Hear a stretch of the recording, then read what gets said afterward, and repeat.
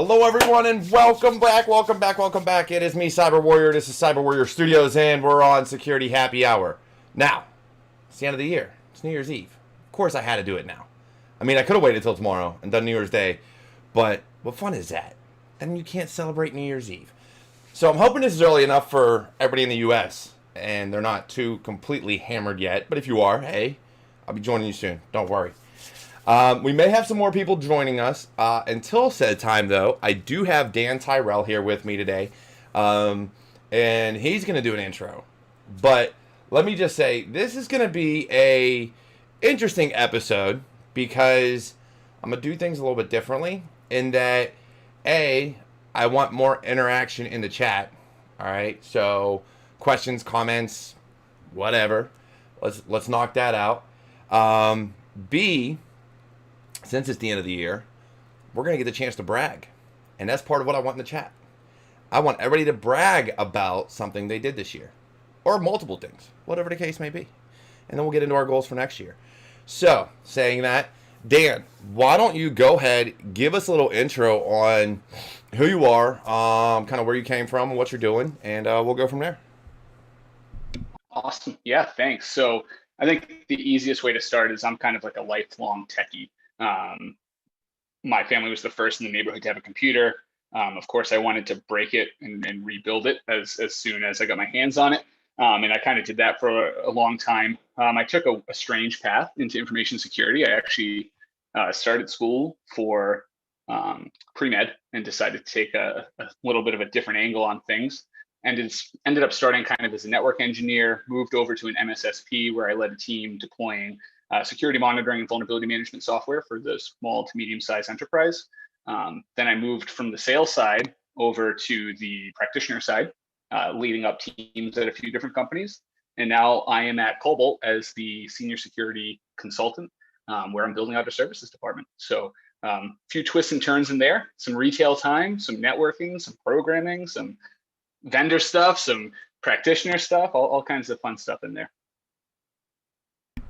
Yeah, definitely. So you kind of have a background like I do because I came up fixing my first computer at probably 7 or 8 years old. I broke my dad's old, I think it was a Packard Bell at the time. Might have even been something else. So I called my dad's buddy and I was like, hey, what's this mean? And he was like, oh, it means you crashed a hard drive. Oh, shit. So got a hold of my dad. We got it fixed. It was fun. But since then, I never wanted to, like, break something and not be able to fix it. So I made sure to, like, learn everything I could about computers and actually fell in love with them in the process. So, like you, I've done retail. I've done system administration, help desk, networking, the works. I've run the gambit before I finally, got a career in cybersecurity. I studied it, but I finally got a career in it near the end of my term in the Army. So it's definitely something I enjoy, and it's fun. I mean, I've worked at MSSPs. I know the pain that can cause. I've worked at, regular companies. So, yeah, there's definitely a lot going on. But let's start it right. So the first one was we fucking survived 2020. Harley, you couldn't be more right. But like I was telling Dan before we went live, I kind of put blinders on when I look at things. And it's not because I don't care, is that me personally, I can't handle the negativity. So for all the negativity that was 2020 and the dumpster fire that it was, I blocked a lot of it out. I avoided certain topics on social media. I have never watched the news. And again, it's not because I don't care. It's just that mentally I can't handle it. I won't be able to function. So for those of you that paid attention to every nook, cranny, and bit about the news and social media, more power to you. I wouldn't have been able to do it. And I'm glad you guys hung on and hung through it and provided some insight along the way. Dan, give us 1, 2, whatever you have to brag about, man. What did you accomplish this year that you're extremely proud of? Yeah, I think it can't be understated. For a lot of folks, just surviving was big. So, I mean, I'm very grateful for that. I think that's brag-worthy for most people, right? It's just getting through this year in one piece is a huge win. From a personal perspective, I did my first conference talk, so that was really cool. I did SneakCon a few months ago. I did a 5-minute lightning talk. It was really interesting to not go on a stage and talk to people, but to have to film it and cut it and make it all perfect and then just ship it off and sit in a chat room and answer questions. But that was probably the thing I'd been holding off or wanting to do for a while, that I finally went out and said, you know, I'm gonna get out there, I'm gonna put a talk together, and I'm gonna do my first conference presentation. That's awesome, man. Yeah, I've wanted to do a conference talk for a while, but I don't have time to sit down and do an RFP and hope that I can make it. It's just not something I have time for right now. I'd love to, but unfortunately, it's just not in the cards. Now, if somebody ever called me and were like, hey, we want you to come talk, it'd be a whole different can of worms. But until said time, I'm happy doing what I'm doing. So definitely something worth bragging about. On that note, I'm going to brag a little bit because Security Happy Hour is probably done a lot more for people than even I realized it would. And that's because I wanted to get people out there, introduce people to the world, to cybersecurity. There's been some people that have been able to get in, talks with mentors and job opportunities and things like that. This year has been huge for me. And it goes beyond certifications and education. It's just been about mentoring others. And that's been the biggest part for me. I had a buddy of mine get a job at SpaceX because me and him talked, and I convinced him to actually reach out to people on LinkedIn. And it wasn't that he couldn't do it on his own. He was afraid to. So providing that push, that edge, that mentorship to be like, look, man, just reach out, say hi, introduce yourself, helped him get his dream job. So for me, that was huge. And then there's been other people that have been on the show that have been able to get in contact with those in the field and been like, oh, all right, yeah, let's talk. Let's link up. Let's, do this, that, and a third. And, that's helped them out there. So for me, I definitely think that between my YouTube channel, which still haven't hit my goal of 1,000 this year, but that's okay. We'll get there. Last I checked, I was at 750. 3/4 of the way, still isn't bad. Guess what? I'm going to keep pushing. I'm going to keep doing what I do. But I'm definitely proud of what I have accomplished this year. And again, it's not career-wise. It's just helping others. And that's what I want to do, is truly help people. So, yeah, man, I hope your talk went well. I hope you were able to answer questions. I hope, that it was something that everybody enjoyed. I mean, we all have our haters. I mean, everybody needs haters. To me, they push us to do better because you need to prove them wrong. You don't need to, but it's always fun to. So definitely. Saying that though, what are your goals for next year, man? In my book, it's about 6 hours away. So what's your goals for 2021? Yeah, so I think you talked about a few things that are important to me. One thing I did do this year I'm going to brag about it and then talk about how I want to use it to springboard into next year. I did take on someone to mentor this year, a college student, and that's been extremely gratifying. And I hope to do more of that next year. Like yourself, I love helping people. I had no help getting into this industry. I had to kind of swim through, and there's a lot of kind of pitfalls and a lot of people trying to get into the industry that need the help. So the more I can do that, the better. And that was the genesis of wanting to do the talk as well, is that, it was just a 5-minute thing, but if it could help people figure out a better way to kind of integrate, that would be great. So I want to do more of that next year. From a professional perspective, I took 2020 off and didn't do any certifications. It was like my first year where I was like, I'm done with the alphabet soup. I don't care. I don't need them. I'm going to study the things I want to study. But with that said, I need to go into next year and focus professionally and just, get a few of the certifications that I haven't grabbed. So that's going to be important. And then from a professional perspective as well, I mean, I came onto this company, Cobalt, to build the services offering, right? Our entire services arm. That's going to be a huge amount of effort and time. And if I get out of next year having done that, brought on more people to work on my organization, delivering those services, that'll be a huge 2021. Yeah, man, that's awesome because, like I said, mentorship's huge. Helping Cobalt, I mean, that's another big thing. I don't know. There's just so much that we can do as a community. You know what I mean? And I think that's what 2021 is going to be all about for me. So there's multiple facets, right? I have YouTube, but that's not where I want to end it, right? My end all be all isn't a YouTube show and podcast, because you're still limited. So one of the things I want to do is hopefully next year is my goal. It may be 2 years from now, but I'm hoping for next year. Once I get a house and can have an entire studio set up, security happy hour will be that much bigger once I actually get a house with a lot more space to have this, and an outdoor office. But I want to start a streaming service for cybersecurity and IT. And that has been the basis behind CyberWarriorStudios. So CyberWarriorStudios belonging to YouTube right now limits me, right? You can only do so much. Just like Infinite Logins and Harley put something up recently, I believe it was him, about his Hydra video being pulled off of YouTube. And it's like, why? As long as you are not actively breaching a company or putting companies' info out there, there's no reason for it. These are training tools. They're free to use. It's open source. It's how the community learns. But what I find funny is it's the people that make YouTube the most money via ads that their stuff very, very rarely gets pulled. So you could be sitting there doing Hack the Box like IPsec and everything else, and because he makes them a lot of money, I've heard of some of his videos being pulled, but we shouldn't have to worry about that. So that's where I want to come in. I want to provide a service that anybody can post anything that is legal. So as long as you're not actively breaching a company, guess what? Post it there.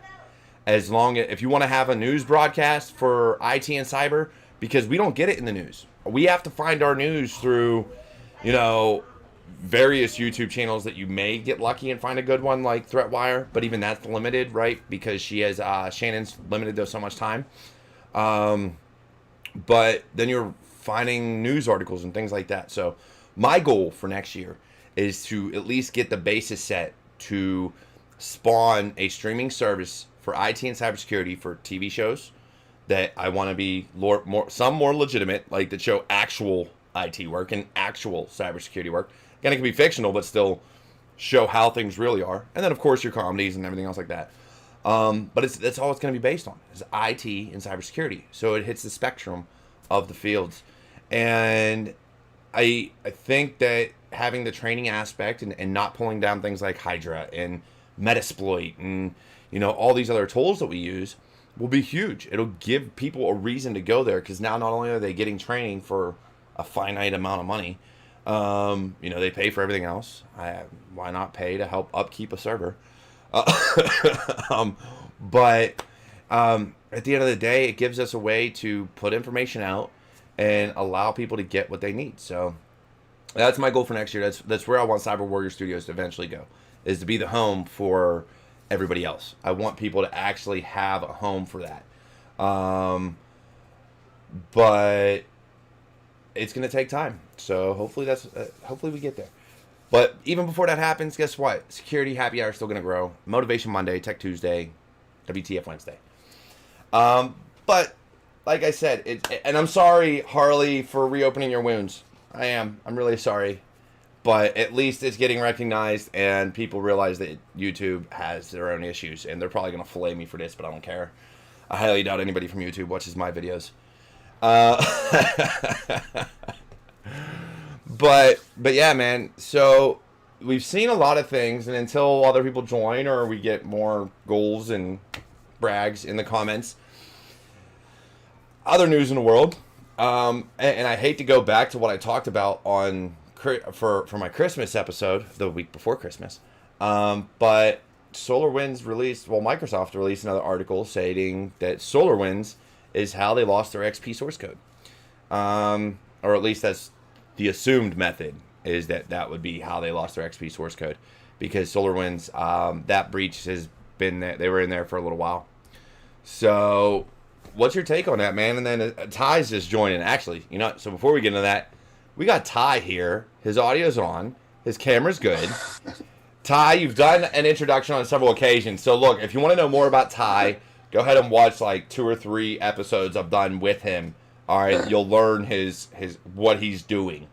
So we're gonna skip that aspect of it and go into. Sure. Ty, give us things to brag about this year. What did you do? Brag away, man. Oh wow. You know what? I want to say the best part of this year was I made some really, really good connections with a lot of people in the industry this year.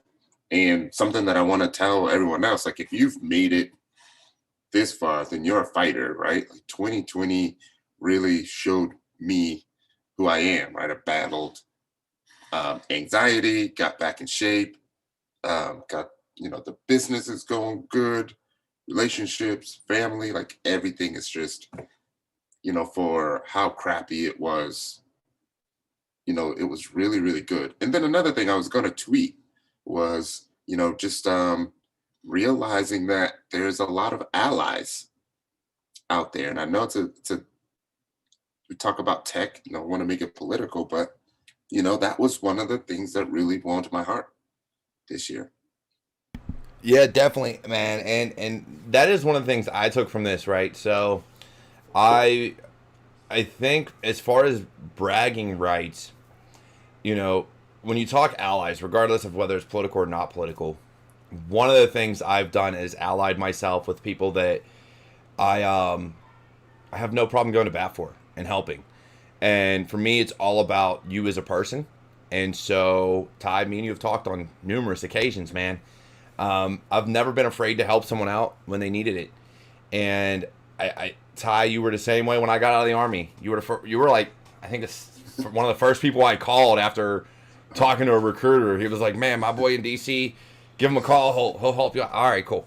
So I called you. I mean, granted, we couldn't do anything at the time, but I'm glad to see that your business and what you're doing is getting bigger and getting out there. So if you haven't checked them out, Cover Six Solutions, go ahead, check them out. They're doing a lot of big things for training and cybersecurity, pen testing, everything else like that. So they're doing some big things. Shout out to Dan. What's going on? How you doing? Doing good. How are you? Good. I'm good. Awesome. So It's great. It's getting some people going, meeting new faces. Good stuff. Definitely, man. I mean, that's how but we have to communicate because one of the things about this field that I don't think a lot of people realize is we want to. Don't get me wrong. If I'm in an office, I want to be in an office talking to people cybersecurity. I want to be able to talk shop, right? That's just me. That's what I love. I'll talk football, but if it isn't football season, I don't care about any other sport. But that mainly has to do with the fact that Pittsburgh doesn't have a basketball team. Their baseball team is garbage. And there's way too many hockey games in a year for me to pay attention to it. So football's where it's at for me. So if it isn't football, I don't care. And even then, we could talk for a day. But after that, I'm going to go what's new in cybersecurity. And so that's how I am. I've been able to do that since going remote. I've been able to do that with this show, is talk cybersecurity. Have a beer and talk and be relaxed and love everybody. Because I do. I love everybody. But again, it comes down to you as a person. And Ty, I love what you've been doing. And I love your Discord server, dude. I don't know why I haven't turned off the notifications for it yet.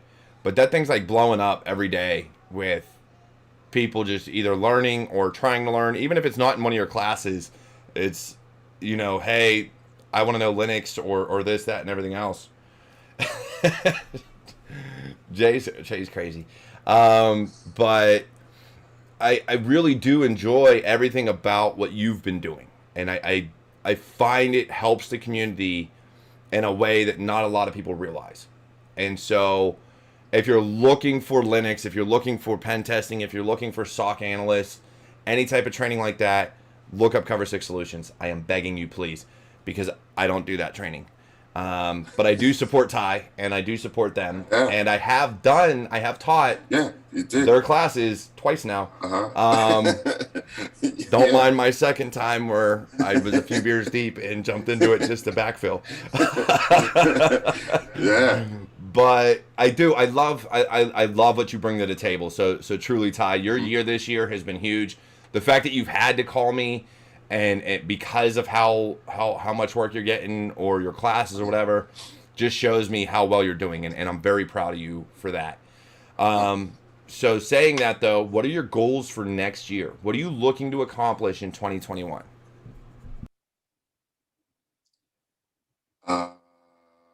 more certs. So I've already scheduled it out. CISP, CYSA, OSCP, of course, PMP, and CISO. Gonna knock out those 5. Government contract, and help more people. I want to get, well, I'm pretty sure it's canceled, but I want to get 100 Black people to Hacker Summer Camp that haven't been there. I wanted to go this year, and I was going to be able to go, and then it got canceled, Yeah. and I was pissed. It was going to be my first year ever. I was so mad when it got canceled. We're going to make that happen. I think we're going to make that happen. And just continue to, just continue to grow the business, continue to, I've been working on, I guess you can call it a spiritual journey, but just to continue going strong with that. I'm not getting any younger. So just continue to support everyone that's doing some really great things, watching those numbers rise, on all my platforms. Yeah, definitely, man. That's And the work that you and Davin, man, like Davin Jackson's been doing huge things with Alpha Cybersecurity and what he's doing now. I see so many great people coming out of this field doing amazing things, trying to help the community. That is something I have not seen in recent years. And I know there's a lot of us, but there's so few people that concentrate on anything other than themselves. So seeing the people that are helping others has been amazing, because like I legitimately, somebody was offering, they were buying, I think it was the Tribe of Hackers Blue Team book. I think it was. I can't remember which one it was. But they were like, hey, the first 5 people that comment, I'll buy you a... Hey, Christian. Hold on, Christian. Hi, it's 2021 in my country. Right nice. Now. Happy New Year. Happy New Year, brother. So it was we'll buy you this book. And then like so many other people jumped on the bandwagon of, and they commented on that tweet, I'll buy it. Within probably 2 minutes of me posting I wanted one, it was purchased. I was like, oh my God, like that's freaking crazy. I wish I had the funds to help people like that, but the best way I can help people is doing this. And that's why I love Conversation Solutions, because you guys have been doing huge things. I love the information that Dan's been putting out there. And it's all been crazy. And Christian just went dark on us again. I think he's a few beers deep, or 20, maybe. Yeah, I'm having a call right now, so I have to go dark for a minute. Okay.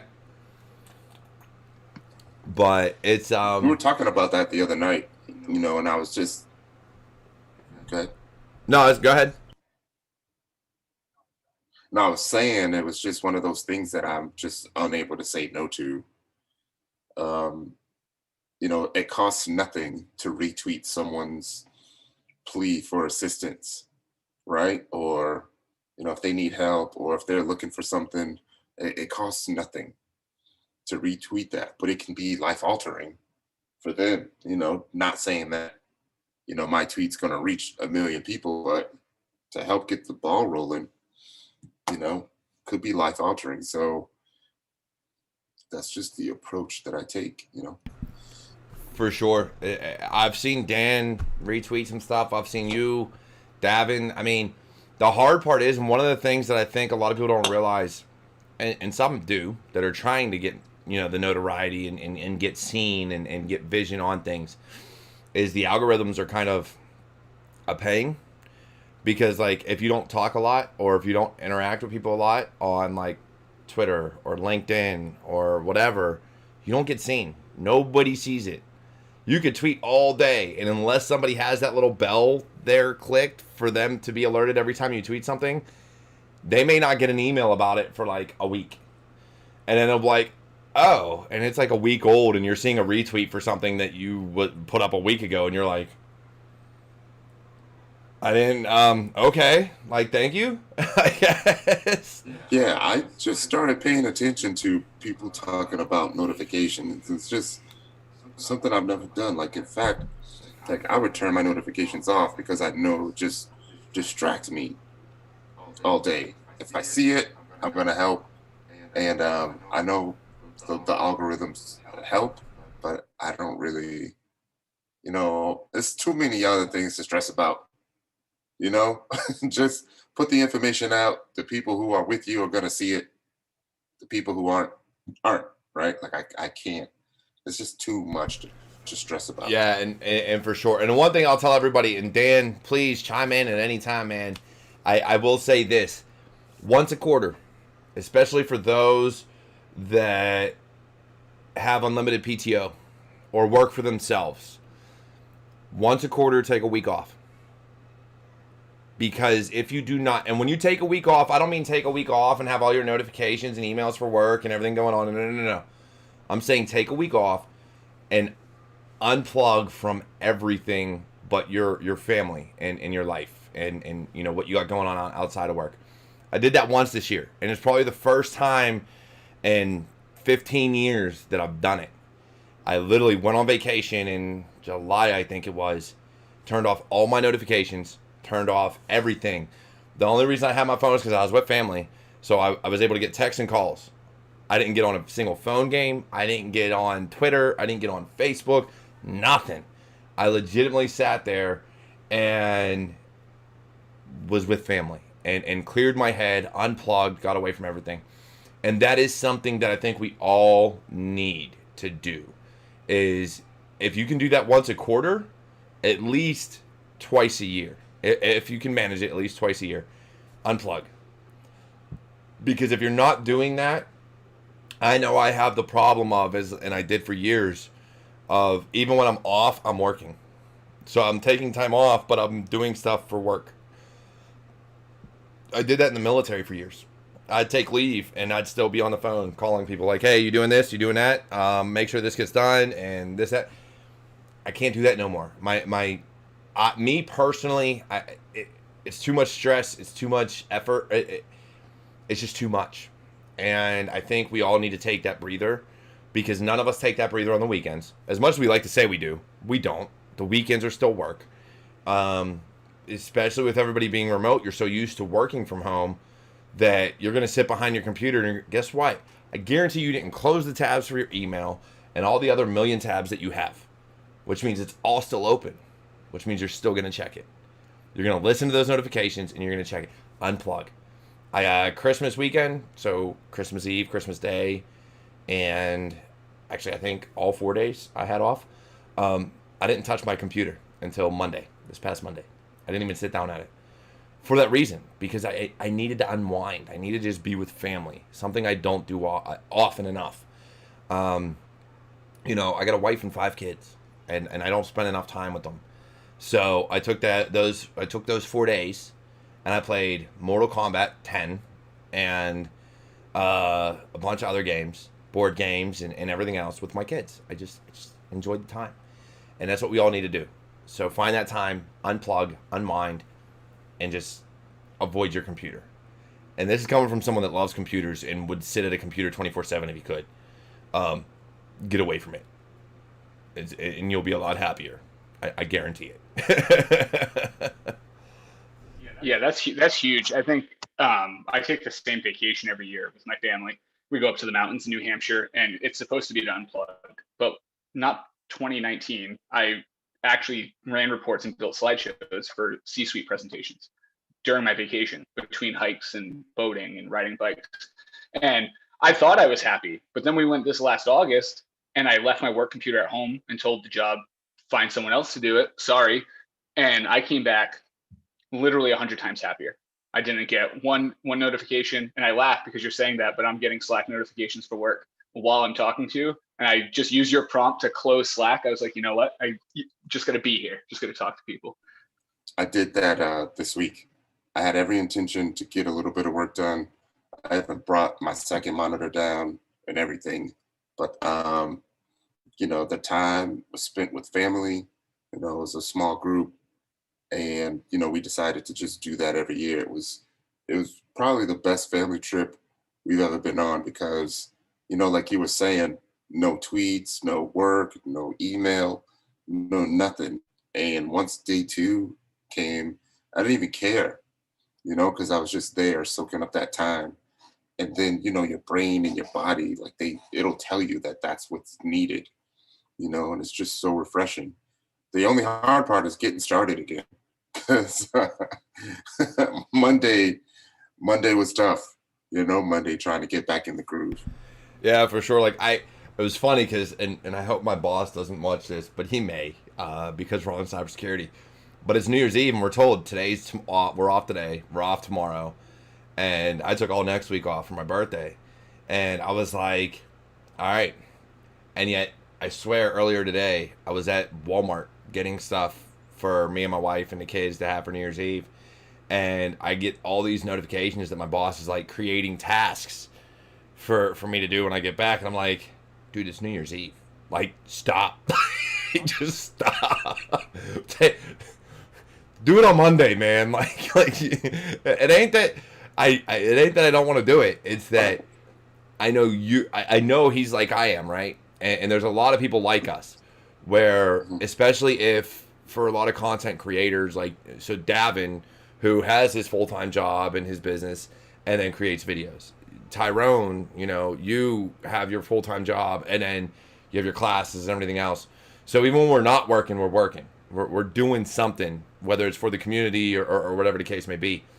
So when I see things like that, I'm like, dude, just bring it down a level and please stop.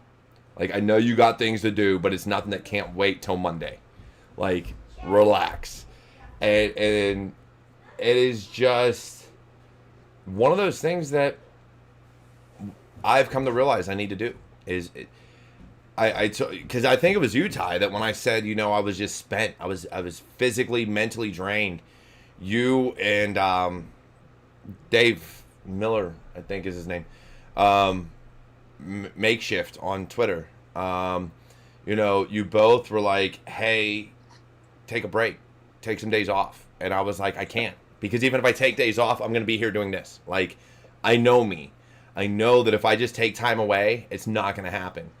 And so it's one of those things that next year, I don't set New Year's resolutions. I have goals. And I set myself goals now and vision boards and things like that. Even if it's just in my head as far as what I want to do, I have my mental picture of how things are going to go. And it's one of the things that I'm going to do at least once a month on the weekend is just check out, like, get off the computer, spend all that time with family. Because if I don't, it's never going to happen. And I'm broken as it is. I have a lot of mental issues as it is with how much pain I'm in on a daily basis, that I need that time to just unwind and unplug and be like, I don't want to deal with any of the nonsense. We were kind of talking about that with the recent tweet that I did when I said, can you do cybersecurity as a side hustle? Right? Like, is it something that you can do on the side? And quite a few people chimed in, and it's something I've been doing my entire adult life. So I don't know if I personally can do it on the side and then do something else. Because I don't even know if I would enjoy doing anything else. Spending half my time on it, especially if it wasn't, with family. If it wasn't partly to retire, I don't know. What about you guys? Yeah, I don't. Could it be done? Yes. But I love it so much. For me, it's a no. But can it be done? Sure. I don't know if I could never do it. Starting from scratch, though, is it something? Can you not know anything and then learn, and do cybersecurity on the side? Dan, I'll pass that one to you before I chime in, man. Yeah, no, I have a lot of thoughts on this, and it's something that I've had conversations with friends specifically outside of the industry say things like, hey, that seems like a pretty lucrative career. Maybe I should just get started and do a little bit of side work in cybersecurity and stuff like that. I think you can, from nothing, get into it, you've got to network, you've got to hustle. You know, you're gonna have to put some effort into it to do it, I guess, part-time or on the side. But I think this career path, this industry, it really pulls in the type of people that love to dive into the deep end head first and not look back. Like all of the best, most passionate people I've met in this industry, we all have a very similar personality type, and it might be a different driver as to why we're on this path, but it's just something in us where no matter what we would be doing, right? If this wasn't the spark, it would be something else, and we'd act the same way. So I think yeah, you could. I just think that people who get into this industry end up loving it because we're all maybe a little tweaked in the head. Exactly. Obviously, I feel that you can do it. I've seen a lot of comments, people saying that that's what they were doing. But sometimes I don't know if it's something that you would do by choice. So, you know, it's like a lot of folks were doing it out of necessity. You know, how do I put this? I think the learning you can do on your own. You can do bug bounties as a side hustle, right? Those things can be done because you're going to be, instead of doing YouTube videos like I do after work, you'll be doing bug bounties, right? I mean, hell, I did training and learning. I didn't have my first cybersecurity job in the military until 2015 or 16. But when I went to my SANS courses for that, so when I went to the schoolhouse for 25 delts on the Army, I knew more than everybody there except for maybe 2 people. And it wasn't because everybody else wasn't smart. It's because I spent every day for the past probably 10 years, if not more, I'd get done with work, I'd go home, I'd sit behind my computer, and I'd work on Linux. I'd be in Backtrack or Kali or Ubuntu or Debian, any distro. I'd be learning and growing. And I'd started Hack the Box, you know, even before I went to the schoolhouse. And, you know, I learned how to look things up and research and figure things out. So when I got there, I knew Nmap. I knew all the basic tools that you were going to learn. But I also knew how to be quiet, and I knew how to do things. So can it be done? Yes. But I got to ask, have either of you two finished a computer security book? Literally cover to cover, finished a computer security book. Because me personally, the way my mind works, I cannot. I have a bookshelf of them. I start reading. I find something else interesting. I get a book on that. I start reading. I find something else interesting, and I get a book on that. And I have yet to finish a single one. I think I may have done one, maybe 6 or 7 years ago, and it was that Metasploit one with the key on the cover. And it's because I didn't want to miss anything. But now I just get books only, not even the hard copies. I'll just get a digital copy simply to Control F to search for something. You know. What about you, Dan? Have you finished friends. one? No, never. Like not even when I started out. I do the same. I'm laughing. I'm looking at this threat modeling book. I'm like, I've threat modeled. I just need to find the interesting stuff that's new and improve. You know, so I do the same thing. I skim. I look for stuff. I'm the worst. I'll go into like an ethical hacking book, and they'll talk about reverse engineering. So then I'm buying a reverse engineering book, and then I realize I'm like, oh, I need to learn assembly. So then I'm getting an assembly book. But then I want to build a tool in Python, so I go get a Python book. And it's just, yeah, I think, you know, that's what I meant by us kind of in the industry being maybe a little tweaked in the head. We're like a dog seeing squirrels left and right. We just want to know, you know, whatever sparks our interest. We just want to chase it and learn it. Yeah, it's definitely that ADHD or ADD mindset. One of the two. I don't know the difference, but one of the two. Yeah. Where you're doing something and you're just like squirrel. Like, I'll go research that right now. Right? Like, I'll go look it up right now. So I definitely have that mindset. And it's funny because my son, my oldest, he's got a mind like me where he just can't, especially behind a computer. There's no concentration. Your mind is, you got a million tabs open doing a million different things, and schools are like, hey, you have to do school online right now. And I'm like, my kid's going to fail. And like, but he had, no. I'm telling you right now, if you grade him based on work turned in, he's going to fail. If you base him on the grades he gets for the work that he actually does turn in, then he'll get an A. But if it's based on all the work that he's supposed to turn in, he's going to fail. And it's like, well, why? I'm like, because his mind's like mine. You put him behind a computer screen, and he has, right now, I literally, before I started this, I closed half my tabs. But even then, I have 1, 2, 3, 4, 5, 6, 7 tabs open in my browser. Plus I have Discord. Plus I have, everything else running. I'm like, that's how my mind works. There's always a million things going on. So it's something people don't understand. Unless you force someone to concentrate and force them to be in a room.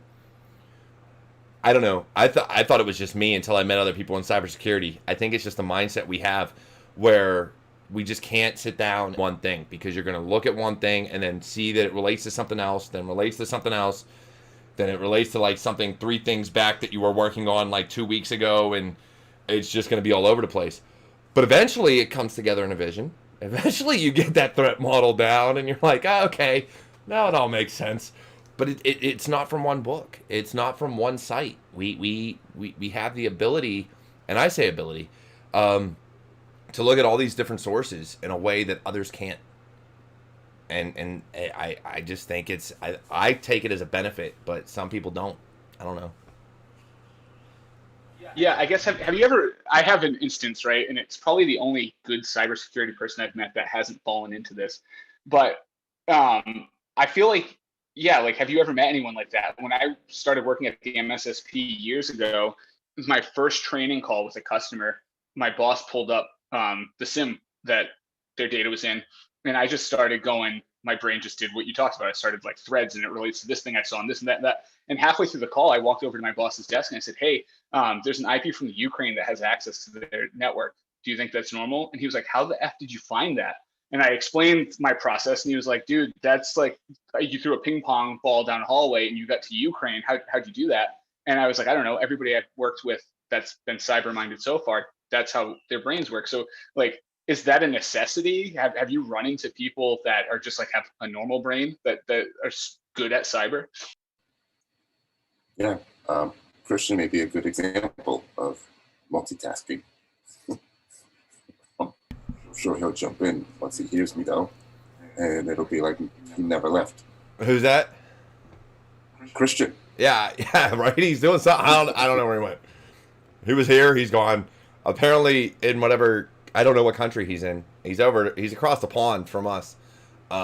He may have fallen asleep. He may have been drunk. I don't know. I ain't mad at it. Hey, you know what? It's all good.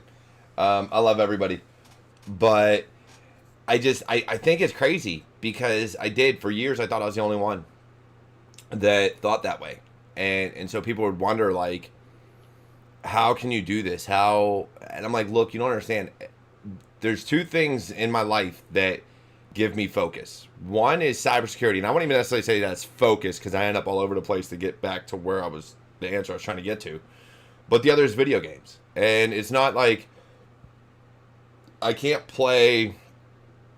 necessarily play things like GTA or things like that because there's just too many side missions and things that I go crazy, and I'm like, I don't know what to do. I was surprised that I was able to finish Cyberpunk 2077's mission, and I just did that the other night. But I have this thing where I have to just get through and then do side things. And in cybersecurity, like, I can go and look at one article, and everybody's like, oh, read this article. I skim them bitches. I'm like, all right, where's the important points? All right, cool. All right, next. All right, so we're going to find out information here. I don't think I can even read a full article. They're like, oh, it's a 3-minute read. 30 seconds, I'm done. Give me the major points out of it. Like, I'll read the titles and be done. I'm like, all right, cool. We're good. Most definitely. Like, it's definitely got to grab me in the first 3 or 4 sentences or I'm out of there. The games, I can't go back. I already know how much time I've lost in the video games, playing all night, especially the sports games, playing an entire season till like 4 or 5 in the morning. I just can't do it anymore. I have a PlayStation. I tried to set it up. It didn't work. And I think that was a sign that I just don't need it. I play one game now with my kids. Well, 2. But I bought the new one. Or newest one. Mortal Kombat. That's what I've played with my kids. And that's because it's literally you beat each other up and then you switch controllers. And if it isn't, like, my son's playing Spider-Man Miles Morales, because I bought the PS5 for my kids for Christmas. I was actually able to get my hands on one. I didn't pay an exorbitant amount of price. I found it in Walmart for $500. All right, so don't judge me. But I picked up Mortal Kombat 11 today, just because I was like, well, I finished the story on the last one. Let's go to the next one. But those are the games I'll play. Like, I bought Final Fantasy 15. Well, my buddy got me Final Fantasy. I think it was 15. Back when I was in the Army. And I loved it. I don't even know if I got halfway through it before I couldn't play it anymore, because then my kids were always coming up like, hey, Dad, can I play? Hey, Dad. Hey, Dad. Hey, Dad. I'm like, I can't even hear the story. Leave me alone. So I could play it. Went to get back into it when I had an empty house one day. And I was like, I don't even know what I'm doing anymore. I'd have to start all over, and I'm not doing that. So I never finished that game. So now it has to be those basic, like, give me Mortal Kombat, where I just kill people. Like, it has to be a hack and slash type game.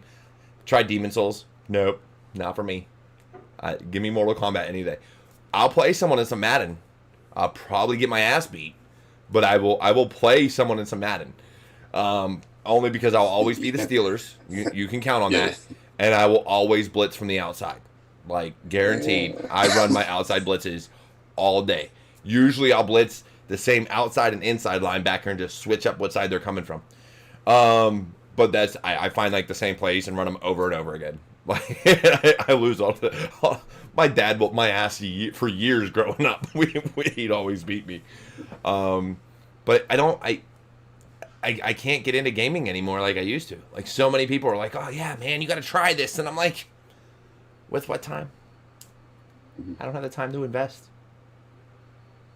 Yeah, it's tough too, I think, depending on where your friends and stuff, like what they do for jobs, right? Like, a lot of my friends are in pretty, I don't want to call them low stress, or they're just not, it's a job. Like, I think for us, it's a passion. Like I said, you have that spark, it's a thing.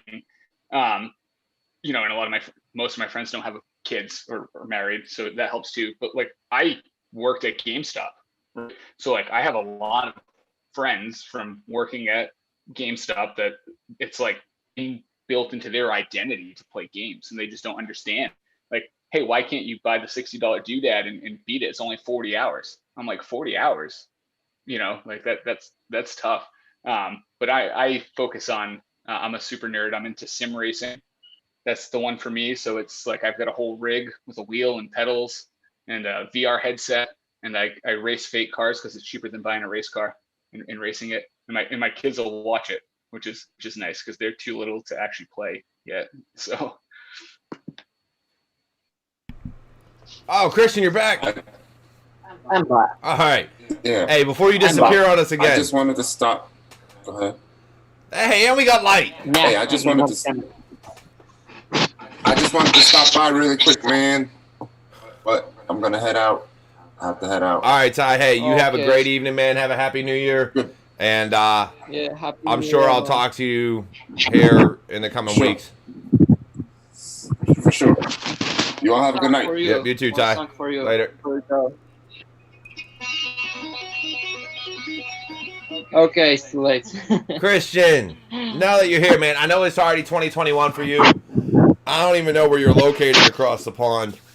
But yeah, do me a favor, man. Give me one thing you could, 1, 2 things, whatever. Give me something that you can brag about that you accomplished in 2020. I changed my job. I'm working as a contractor now. I was working full-time for a company, and I'm a contractor. I'm working for a bigger corporation, Roche. That's one of my accomplishments. The second one, I don't know. what's my accomplishment?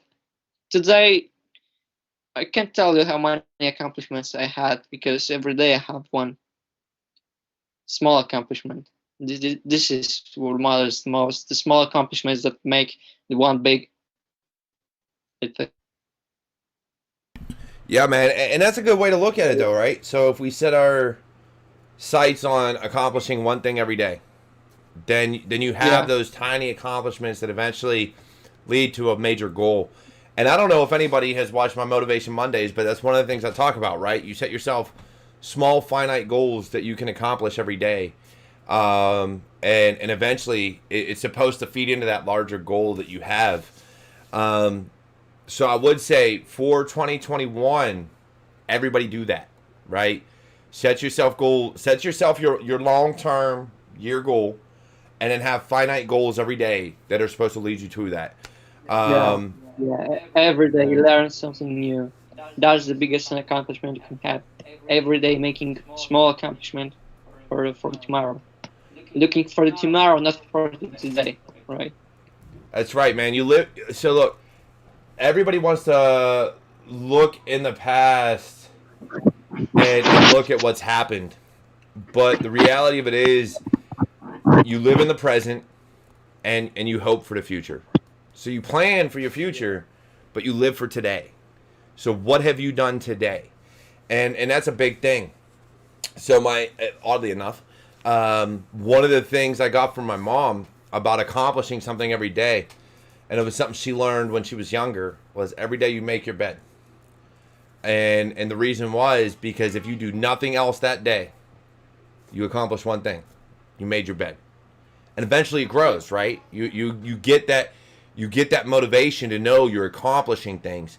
And that's what it takes, right? Some people that are depressed, some people that are really feel down on themselves, like they're not doing anything. If you make your bed every day, you've accomplished something, which means you have something to be proud of. And you can just build on that. And sometimes it takes time, but eventually you do more and more and more, and it builds. But at least accomplishing one thing every day will help you build towards that. So for those who don't feel like they ever accomplish anything, make your bed every day. That's all you have to do. Make your bed every day. And I guarantee you eventually, when you see that as an accomplishment, it'll build. And you'll keep growing from that. And in this field, man, some of us, I'll be the first one to tell you, I've been depressed, I've been frustrated, I've been angry. I've been through the ringer, and it's one of those things where being able to do that and look back, and whether it's me looking at my wall or looking at my family, whatever the case may be, I find something to be proud of every day.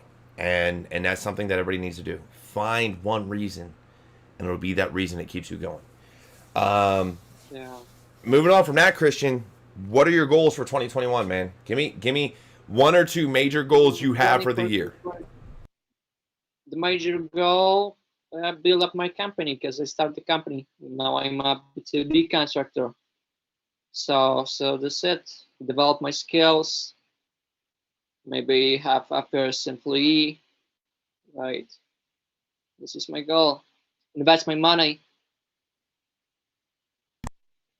And you know what? That's a good goal to have. If you own your own company, being able to build that and build that brand and build who you are is definitely a big thing. And so and at the one and finish my school. Hey, man, get it, finish it up, and finishing my school, building my company, investing. This is my goal. Anything you need help with, anything you need retweeted, anything you need posted on LinkedIn, anything you want posted on Discord, you let me know. All right. Tag me, whatever you need to do to get it out there. And trust me, I'll be one of those people that will push for you to find your success. It's going to happen. And you will get there. But you got to make sure I see it. So even if it's a comment underneath a thread, make sure my name's on it so that I can get it out there for you. And I'll make sure that it gets out there. Thank you very much. You can count on me too. Yeah. Other than that, we got about 5 minutes left.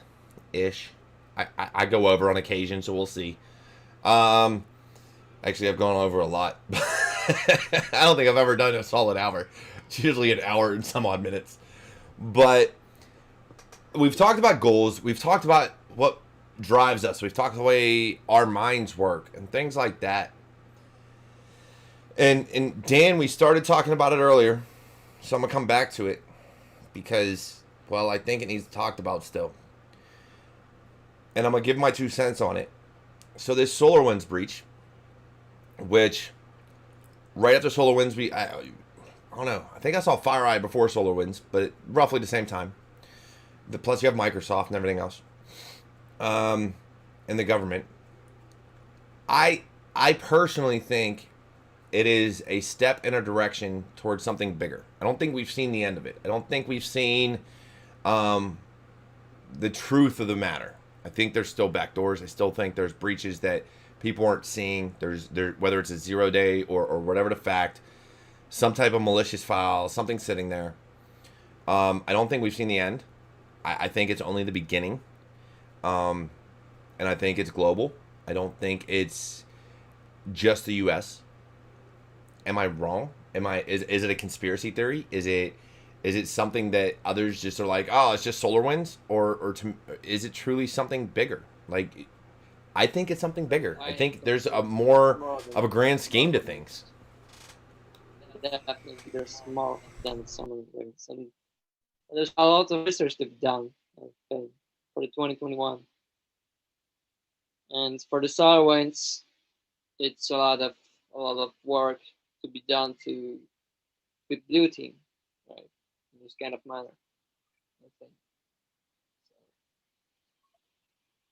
Yeah, I don't think we're pulling out the tinfoil hats at all and saying that there's something bigger. I saw some tweets going back and forth, and one of them was a poll, and it was basically asking, how many years do you think us security professionals are going to have to deal with the fallout of this? And I said a decade or more, right? Like, I think it's not just like what else this could lead up to. I think there's fundamental issues in how we do cybersecurity and supply chain security specifically that need to be kind of fixed.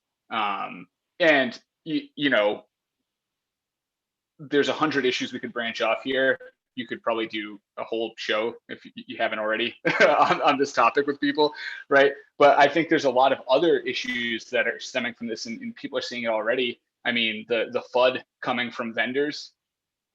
Anyone who says that their product could have stopped this is wrong. And companies that say they don't want to do third-party security reviews in any way, that still wouldn't have stopped it, but they should do it. Or I know one company that actually bragged internally to their employees that, well, we don't patch, so our version of SolarWinds was before this backdoor. So there's just so many fundamental kind of like those blocking and tackling 101 things here, plus some things that need to get fixed. And the fact that this was obviously a very targeted attack, in that they were looking for information that they could use for something even worse, right? And whether that's monetary or country kind of pushed cyber warfare stuff, we'll see. But looping back, I think we've got a fun 5 to 10 years for everybody here ahead of us dealing with the fallout of this.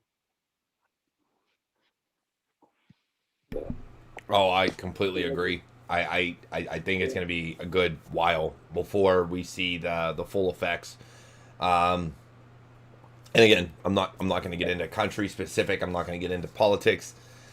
I got my own feelings on it. I'm gonna keep them to myself, but I do think it's bigger, it's deeper, and I think it's deeper than what anybody else is going to realize until the shit hits the fan, and it's too late. And that's going to be the problem. Is because go ahead, Christian. There's gonna be a lot of news about in the next year. Yeah, for sure. Hey, turn your mic up a little bit, Christian. I can barely hear you. About now? It's better? It was, and then it got worse. Where we at? It's going back and forth. You're killing me, dude. You're killing me.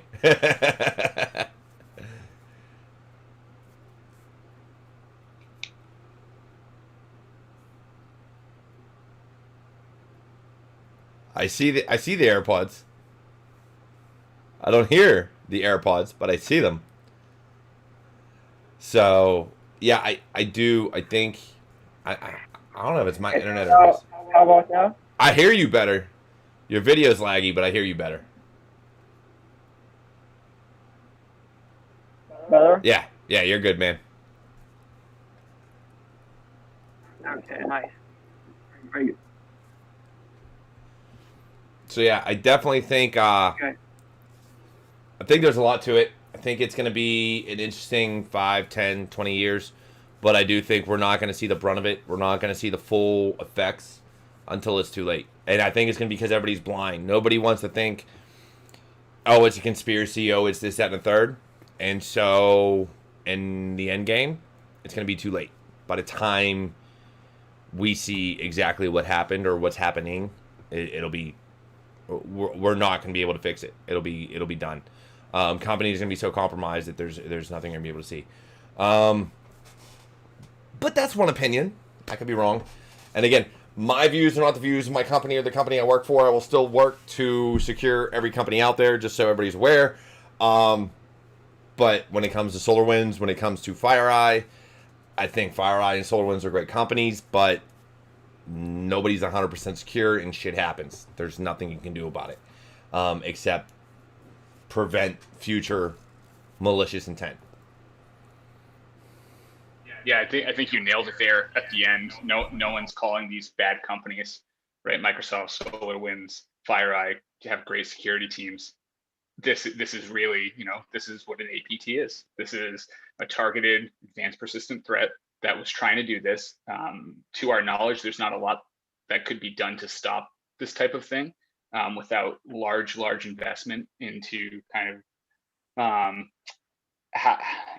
looking for this stuff, right? Like, are you going to reverse engineer everything and make sure there's no backdoor in your code every time you push it? No, it's not. As a security company, you're supposed to. That's why we have QA and QC. Let's be honest. Yeah. Look, but the thing you said most important there is, we need to learn from it. Okay. And we need to secure to the best of our capability. And really, we need to champion that there's no such thing. And I see this problem in the C-suite a lot. There is secure to your risk appetite. There's not a true secure, right? And that needs to be really understood. If you want true secure, unplug your computer, put it in a concrete box that is lead lined underground, and then seal it with no power. That's true secure. There's no such thing. It doesn't exist. If you're on the internet, if you have a network, there's no such thing as truly secure. There never will be. And for anybody out there that wants to challenge it, go ahead. I will find someone. I will guarantee I can find someone that can hack or break into or breach your uncrackable system. I will guarantee it.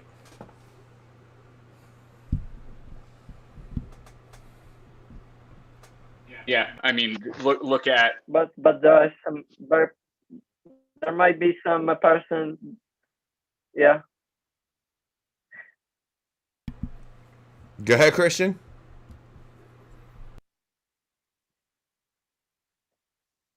Okay, it's glitching.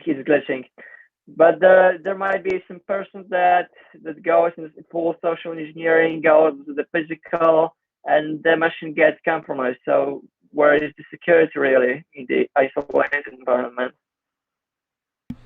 And that's the big thing, is there's always a way in. Always. It's about the person that is trying to prevent it. And in companies, there's a lot of companies that push physical security. They push no tailgating, no whatever. But there's always going to be someone out there that knows a way around. And I think that's something that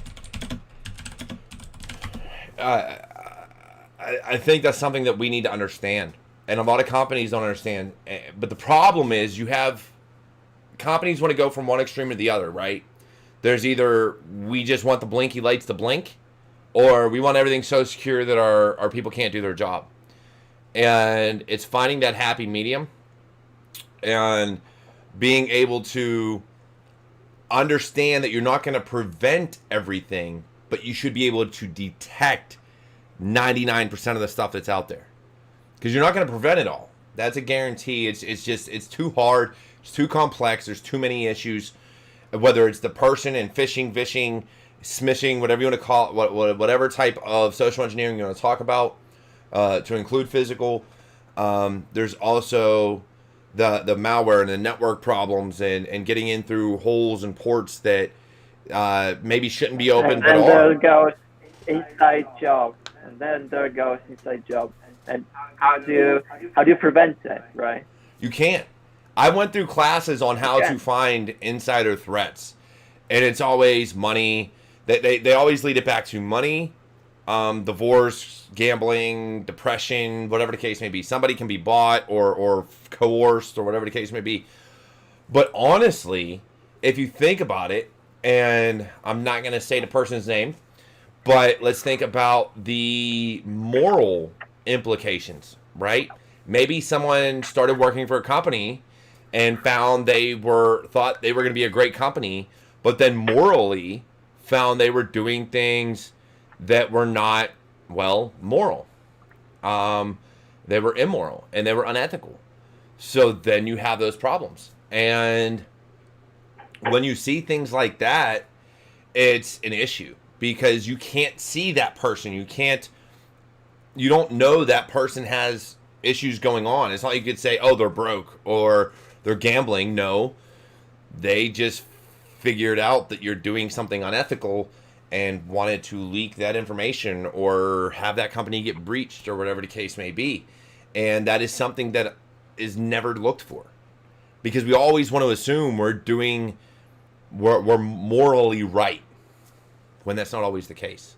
Somebody may find something you're doing unethical or immoral in their moral compass. And so that's not something that you can look out for, at least in my eyes.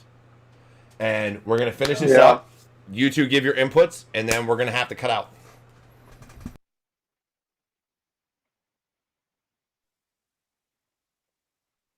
Yeah, so I think on that last one, just one last note, I agree with you fully, but I've had people leave working for me smiling every day.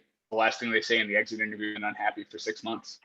You can't spot that.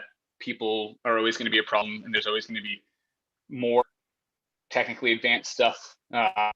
You can go stories about finding data from an air-gapped computer based on the noises the fans are making on it. So it's I'll leave with the final thought of we have to be right 100% of the time. The attacker needs to be right once. Yeah, completely agree. With that.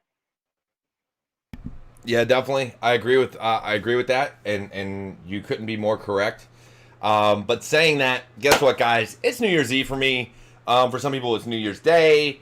For others, we got a while for them to hit New Year's Day. I've got about 5 hours till New Year's Day. So I'm going to go hang out with my family. Look, I love you all. It is Security Happy Hour. If you haven't done so yet, hit that subscribe button down below. Hit the bell to be notified anytime I go live. Leave your comments in the description below or down below. Also, in that description, you will find all the ways that you can support CyberWarriorStudios and our goal to become a streaming service. And you will find a link to cyberwarriorstudios.com so that you can look at merchandise sales and a blog that I am slowly building on and will add more to eventually. And with that, you guys have a fantastic New Year's Eve, New Year's Day, if it is your New Year's Day. And I will catch you all next week. Have a great one. See you later. Hey guys, one. Yeah. You good?